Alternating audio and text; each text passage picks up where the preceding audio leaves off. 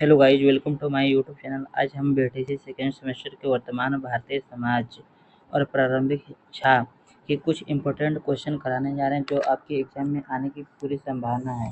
चलिए आज के सेशन को हम लोग यहीं से स्टार्ट करते हैं। पहला क्वेश्चन आपके सवाल पे, दूरस्थ शिक्षा का नाम नहीं है।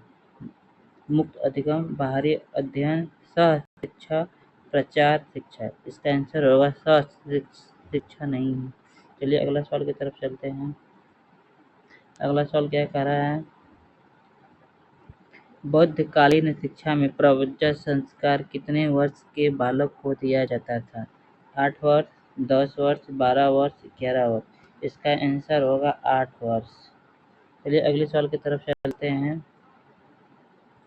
मारिया मंडेसरी भारत आई कब आई? 1909, 1919, 1929 या 1939 ईस्वी में। तो इसका आंसर हो जाएगा 1939 ईस्वी में। चलिए अगले सवाल की तरफ चलते हैं। जनसंख्या शिक्षा में सबसे अधिक उत्तरदायी है। अभिभावकों का, समाज का, शिक्षकों का तथा राष्ट्र का। तो इसका हो जाएगा शिक्षकों का। चलिए अगला सवाल चलते हैं। शिक्षा के अधिकार क्रियान्वयन की प्रमुख चुनौतियाँ क्या है? प्रशिक्षित शिक्षकों का अभाव, दोषपूर्ण पाठ्यक्रम, शासकीय उदासीनता तथा उपयुक्त में से सभी। तो इसका आंसर हो जाएगा उपयुक्त में से सभी। चलिए अगले सवाल की तरफ चलते हैं। अगला सवाल क्या कर रहा है, पाठ योजना का निर्माण आवश्यक है। छात्र को पढ़ाने की प्रेरणा हेतु छात्र को भटकने से बचाने के लिए, शिक्षक का कार्य के विषय में सूचित करने हेतु या शिक्षण को योजनाबद्ध करने हेतु। तो इसका हो जाएगा शिक्षक को योजनाबद्ध करने हेतु। चलिए अगला सवाल क्या कह रहा है, परिवार के द्वारा बालकों को प्राप्त होती है जीवन का व्यवहारिक शिक्षा, पारस्परिक सहयोग की भावना या जीविकोपार्जन की शिक्षा या उपयुक्त में से सभी। तो इसका हो जाएगा उपयुक्त में से सभी। चलिए अगले सवाल की तरफ चलते हैं। क्या कह रहा है, वैदिक कालीन गुरुकुल शिक्षा किस जीवन दर्शन पर आधारित थी? प्राकृतिकवाद, आदर्शवाद, समाजवाद या व्यवहारवाद। तो इसका हो जाएगा आदर्शवाद पे। चलिए अगले सवाल की तरफ चलते हैं। क्या कह रहा है, आदर्शवाद का श्रेष्ठ योगदान किस क्षेत्र में? शिक्षण विधि में, उद्देश्य में, पाठ्यक्रम में तथा बालक में। तो इसका हो जाएगा उद्देश्य में। चलिए अगले सवाल की तरफ चलते हैं। क्या कर रहे हैं, राममूर्ति समिति 1990 क्यों गठित हुई? विश्वविद्यालय की शिक्षा में सुधार के लिए या बालकों को पाठ्यक्रम को बोझ को कम करने के लिए, राष्ट्रीय शिक्षा नीति 1986 की समीक्षा हेतु या माध्यमिक शिक्षा का व्यावसायीकरण करने हेतु। तो इसका हो जाएगा राष्ट्रीय शिक्षा नीति समीक्षा हेतु। इसका हो जाएगा 100। चलिए अगला क्वेश्चन देखते हैं क्या कह रहा है। राधाकृष्णन आयोग सुसंगति किससे संबंधित है? उच्च शिक्षा से, मध्य शिक्षा से या प्राथमिक शिक्षा से या तकनीकी शिक्षा से। इसका हो जाएगा उच्च शिक्षा से। चलिए अगले सवाल की तरफ चलते हैं। अगला सवाल कह रहा है कि मैकाले ने अपना प्रतिवेदन कब प्रस्तुत किया था? 1935, 1933, 1931 या 1934 ईस्वी में। तो इसका हो जाएगा 1935 ईस्वी में। चलिए अगले के सवाल की तरफ चलते हैं।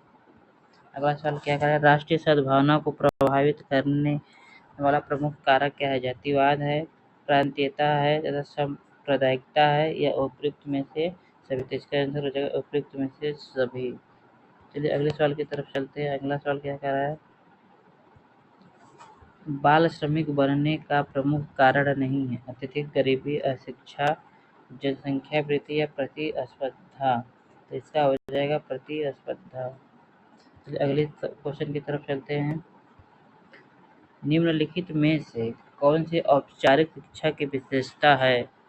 स्थान निश्चित नहीं होता है, समय निश्चित नहीं होता, स्वतंत्रता होती है, उपयुक्त में से सभी। तो इसका हो जाएगा उपयुक्त में से सभी। चलिए अगले क्वेश्चन की तरफ चलते हैं। संविधान में किस भाषा का राष्ट्रीय भाषा का दर्जा मिला है? हिंदी, उर्दू, अंग्रेजी या फारसी? तो इसका हो जाएगा हिंदी का दर्जा मिला है। चलिए अगला क्वेश्चन। शिक्षा एक त्रिमुखी प्रक्रिया, यह कथन किसका है? जॉन लॉक, रविन्द्रनाथ टैगोर का, जॉन डोवी का या महात्मा गांधी का? इसका हो जाएगा जॉन डोवी। अब चलिए अगले सवाल की तरफ चलते हैं। क्या कह रहा है? शिक्षा का शाब्दिक अर्थ है अंतर्निहित शक्तियों का विकास करना, बहुमुखी शक्तियों का विकास करना, शारीरिक विकास करना या उपयुक्त में से कोई नहीं। तो इसका हो जाएगा उपयुक्त में से कोई नहीं। चलिए अगले सवाल की तरफ चलते हैं। क्या कह रहा है? शिक्षण के 3 केंद्र बिंदु कौन है? अध्यापक, बालक और पाठ्यक्रम, विषय अध्यापक और श्यामपट्ट, पुस्तक, बालक और अध्यापक, और चौथा है बालक, बालिकाएं और अध्यापक। तो इसका सही उत्तर हो जाएगा अध्यापक, बालक और पाठ्यक्रम। चलिए अगले सवाल की तरफ चलते हैं। शिक्षण को रोचक और प्रभावशाली बना देती है चित्रकला, विज्ञान, शिक्षण में प्रयुक्त युक्तियाँ या लेखन की कला। तो इसका होता है शिक्षण में युक्त युक्तियाँ। चलिए अगले सवाल की तरफ चलते हैं। अगले सवाल क्या कह रहा है? शिक्षा एक प्रक्रिया है जिसके द्वारा बालक अपनी जन्मजात शक्तियों को अभिव्यक्त करता है। यह कथन किसका है? जॉन डॉवी, रूसो, फोवेल या मॉन्टेसरी का? तो इसका हो जाएगा फोवेल का है। चलिए अगले क्वेश्चन की तरफ चलते हैं। क्या कह रहा है? निःशुल्क एवं अनिवार्य बाल शिक्षा अधिकार अधिनियम पारित हुआ था 2007 में, 2008 में, 2009 में या 2010 में? तो इसका हो जाएगा 2009 में। चलिए अगले सवाल की तरफ चलते हैं। अगला सवाल कह रहा है कि राष्ट्रीय जनसंख्या का मुख्य उद्देश्य था पाठ्य पुस्तक के माध्यम से संतान वृद्धि को रोकने का उपाय बताना, या प्रौढ़ों को जन्म विकास के बारे में जागृत करना, या एड्स को नियंत्रण करना, या जनसंख्या वृद्धि को प्रभावी ढंग से रोकना। तो इसका हो जाएगा बी, प्रौढ़ों को जन अधिकृत के लिए जागृत करना। अगला सवाल क्या कह रहा है? अगला सवाल कह रहा है कि पर्यावरण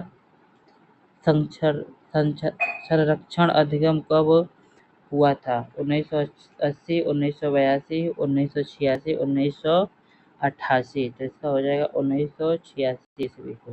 चलिए अगले सवाल की तरफ चलते हैं।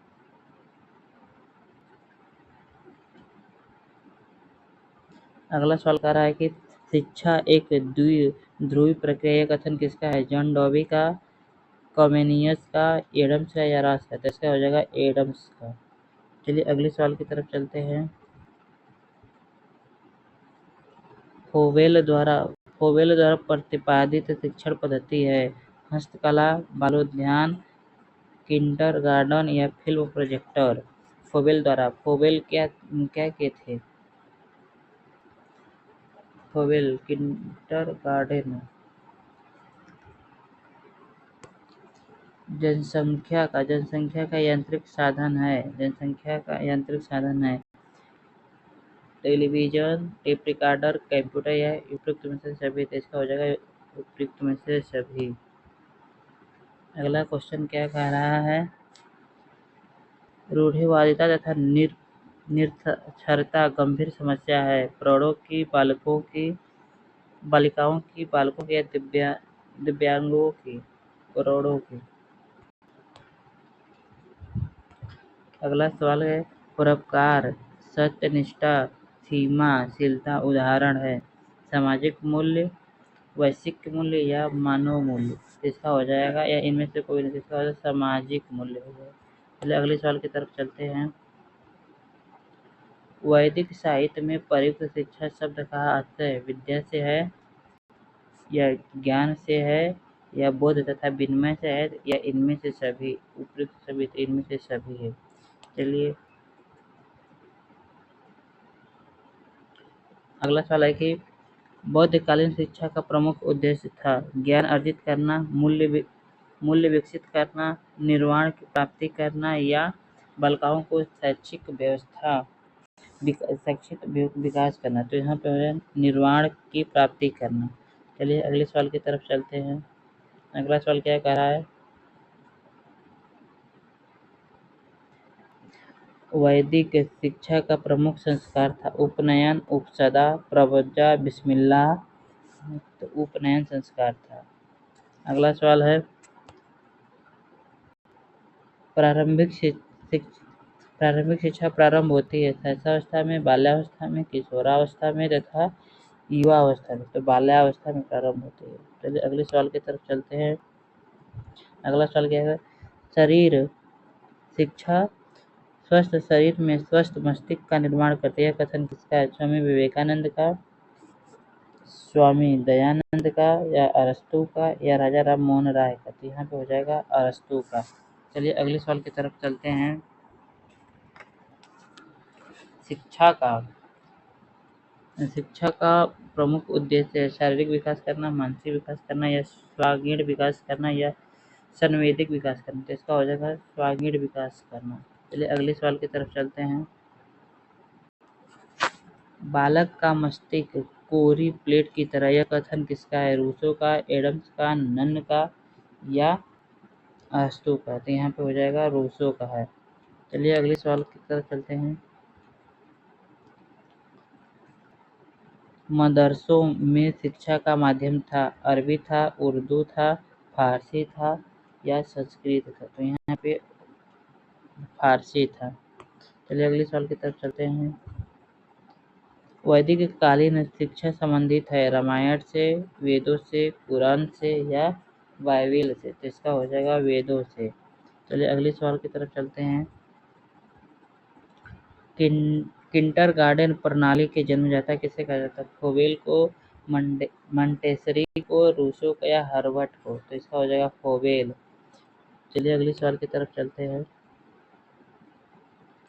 क्या कर रहा है?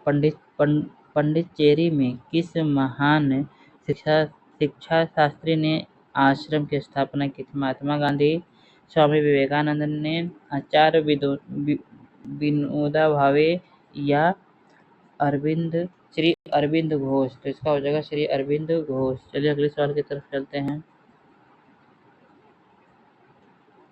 अगला सवाल क्या कह रहा है? कामेंद्रियों, ज्ञानेंद्रियों एवं पढ़ने लिखने की क्षमता इन तीनों भागों में शिक्षण पद्धति को विभाजित किया है किसने? मॉन्टेसरी ने, फोवेल ने, डाल्टन ने तथा रूसो ने। तो इसका होगा मॉन्टेसरी ने। चलिए अगले सवाल की तरफ चलते हैं। शिक्षा का सार्वभौमिकरण हेतु आवश्यक है सुविधाओं में सर्वसुलभता तथा सर्वव्यापी नामांकन, स्थायित्व का सर्वव्यापीकरण या उपयुक्त में से सभी। तो इसका हो जाएगा सुविधाओं में सुलभता। चलिए अगला सवाल की तरफ चलते हैं। अगला सवाल क्या कह रहा है? नई शिक्षा नीति 1986 में समाज के विभिन्न वर्गों की शिक्षा में समान सहभागिता हेतु बल दिया गया। अनुसूचित जनजातियों की शिक्षा में स्त्रियों की समानता हेतु शिक्षा में अनुसूचित तथा विकलांगों की शिक्षा तथा उपयुक्त में से सभी। तो इसका हो जाएगा उपयुक्त में से सभी। चलिए अगले सवाल की तरफ चलते हैं। अगला सवाल क्या कह रहा है? मूल वे आदर्श विश्वास या मानक हैं जिन्हें समाज या समाज के अधिकांश सदस्य ग्रहण किए हुए होते हैं। यह कथन किसका है? जे काने, जॉन डब्ल्यू डकर या सोरोकियन?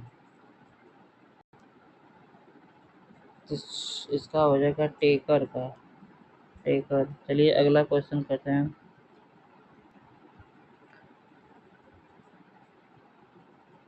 अगला क्वेश्चन क्या कर रहा है? शिक्षा में प्रयोजनवाद के जन्मदाता कौन है? विलियम जेम्स या रूसो, महात्मा गांधी या रविंद्रनाथ टैगोर? तो इसका हो जाएगा विलियम जेम्स।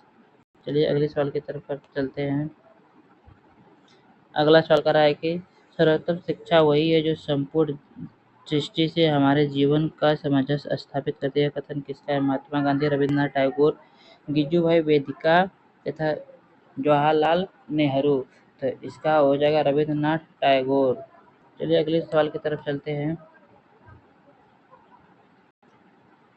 गिरजू भाई वेदिका ने बालक की संरचना की थी। बाल देवो भव।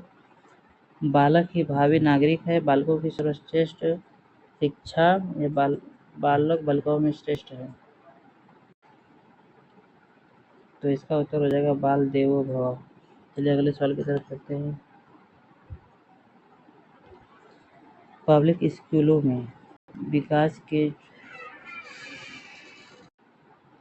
पब्लिक स्कूलों में विकास में जो प्रमुख बाधा संविधान प्रावधानों की क्रियान्वयन में जो के जिस क्षेत्र में है वह है निःशुल्क अनिवार्य शिक्षा, पिछड़े वर्गों की शिक्षा या स्त्री शिक्षा या शैक्षिक में समानता। तो इसका हो जाएगा शैक्षिक अवसरों की समानता। चलिए अगले सवाल की तरफ चलते हैं। बुनियादी शिक्षा किस दार्शनिक से संबंधित है? प्लेटो, महात्मा बुद्ध, रविंद्रनाथ टैगोर या महात्मा गांधी। तो इसका हो जाएगा महात्मा गांधी से। चलिए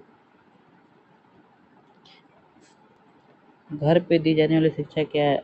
अनौपचारिक, दूरस्थ शिक्षा, गैर औपचारिक तथा औपचारिक शिक्षा। तो इसमें अनौपचारिक शिक्षा है। चलिए अगले सवाल की तरफ चलते हैं। प्रोजेक्ट पद्धति किस दर्शन की प्रमुख विधि मानी जाती है? आदर्शवाद, प्राकृतिकवाद, यथार्थवाद या प्रयोजनवाद। तो इसका हो जाएगा प्राकृतिकवाद। चलिए अगले सवाल की तरफ चलते हैं। मूल प्रवृत्ति सिद्धांत किस दर्शन पर आधारित है? प्राकृतिकवाद, आदर्शवाद, यथार्थवाद या संख्यावाद। तो इसका हो जाएगा प्राकृतिकवाद पे। चलिए अगले सवाल की तरफ चलते हैं। मकतब शब्द किस स्तर की शिक्षा से संबंधित है? माध्यमिक, प्राथमिक, माध्यमिक, उच्च या उपयुक्त में से सभी। तो यह प्राथमिक से है। चलिए अगले सवाल की तरफ चलते हैं। क्या कह रहा है? मूल्य वह है जो मानव इच्छाओं की त्रुटि कर सके। पार्सन, कार्ने, महात्मा गांधी या आर्बन। तो इसमें आर्बन है। अगले सवाल की तरफ चलते हैं। स्वच्छ ऊर्जा संसाधन है सौर ऊर्जा, पेट्रोलियम, कोयला या प्राकृतिक गैस। तो सौर ऊर्जा है। चलिए अगले सवाल की तरफ चलते हैं। भारतीय संविधान के किस अनुच्छेद के अंतर्गत 6 से 14 वर्ष के बालकों को निःशुल्क एवं अनिवार्य शिक्षा का अधिकार है? अनुच्छेद 21A, अनुच्छेद 22, अनुच्छेद 7 और अनुच्छेद 23। तो इसका जगह अनुच्छेद 21A। आदर्शवाद के अनुसार अगला क्वेश्चन। आदर्शवाद के अनुसार शिक्षा का उद्देश्य आत्म अनुभूति, आत्म अभिव्यक्ति, बालकों का सामाजिक विकास करना है, बालकों की प्राकृतिक का विकास करना। तो इसका हो जाएगा आत्म अनुभूति हो जाएगा। चलिए अगले सवाल की तरफ चलते हैं। प्राकृतिकवाद किस प्रकार के अनुशासन की बात करता है? प्रभावात्मक, मुक्तनात्मक या दमनात्मक या सामाजिक। तो इसका हो जाएगा मुक्तनात्मक। चलिए अगले सवाल की तरफ चलते हैं। जो मूल्य संपूर्ण विश्व की प्रगति एवं भलाई से संबंधित होते हैं वे कौन से मूल्य कहलाते हैं? सत्य या वैश्विक या संपूर्ण या इनमें से कोई नहीं। तो इसमें से हो जाएगा वैश्विक हो जाएगा। चलिए अगले सवाल की तरफ चलते हैं। एनसीईआरटी ने कितने मूल्यों को स्वीकारा है? कितने मूल्यों को? 83, 80, 82 और 84। तो इसका हो जाएगा 83 मूल्यों। चलिए अगले सवाल की तरफ चलते हैं। अगला सवाल क्या कर रहा है? मूल्य हमारे व्यवहार को क्या करते हैं? दर्शाते हैं, प्रेरित करते हैं, नियंत्रित करते हैं या उपयुक्त में से सभी। तो उपयुक्त में से सभी करते हैं। अगला सवाल क्या कर रहा है? सभी धर्मों के प्रति सहानुभूति अध्ययन को प्रोत्साहन करने का सुझाव किसने दिया था? वर्धा योजना ने, कामथ योजना ने, कठोरी योजना और राधाकृष्णन योजना। तो इसका होगा काठौरी आयोग योजना ने। क्या अगला सवाल क्या है? भावात्मक भावनाओं के विकास का संबंध मूल्य के किस पक्ष से होता है? ज्ञानात्मक, भावात्मक, मनोज्ञानात्मक या कौशलनात्मक। तो इसका हो जाएगा भावात्मक। चलिए अगले सवाल की तरफ चलते हैं। अगला सवाल क्या कह रहा है, हमें शिक्षा की आवश्यकता है जिसके द्वारा चरित्र का निर्माण होता है, मस्तिष्क की शक्ति बढ़ती है, बुद्धि का विकास होता है, मनुष्य अपने पैरों पर खड़ा हो सकता है। शिक्षा से संबंधित उक्त विचार किसके हैं? अरस्तु, रविन्द्रनाथ टैगोर, स्वामी विवेकानंद या महात्मा गांधी? इसका हो जाएगा महात्मा गांधी।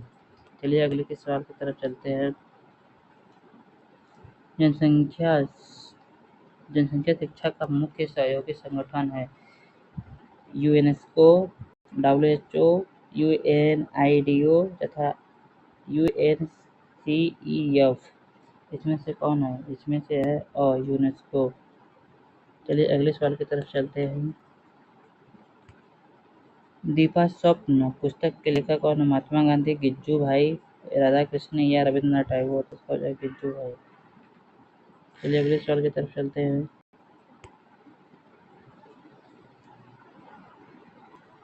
पाली भाषा शिक्षा के माध्यम थे वैदिककालीन या बौद्धकालीन, मुस्लिम कालीन तथा मध्यकालीन? तो इसका हो जाएगा बौद्धकालीन शिक्षा थी। इसका हो जाएगा बौद्धकालीन शिक्षा। चलिए अगले सवाल की तरफ चलते हैं। मुदायरी आयोग किससे संबंधित थे? प्राथमिक शिक्षा से, मध्य शिक्षा से, विश्वविद्यालय शिक्षा से, उपयुक्त में से सभी? तो इसका हो जाएगा मध्य शिक्षा से। चलिए आज के सेशन को हम लोग यहीं पे एंड करते हैं, फिर मिलते हैं एक नई वीडियो के साथ। धन्यवाद।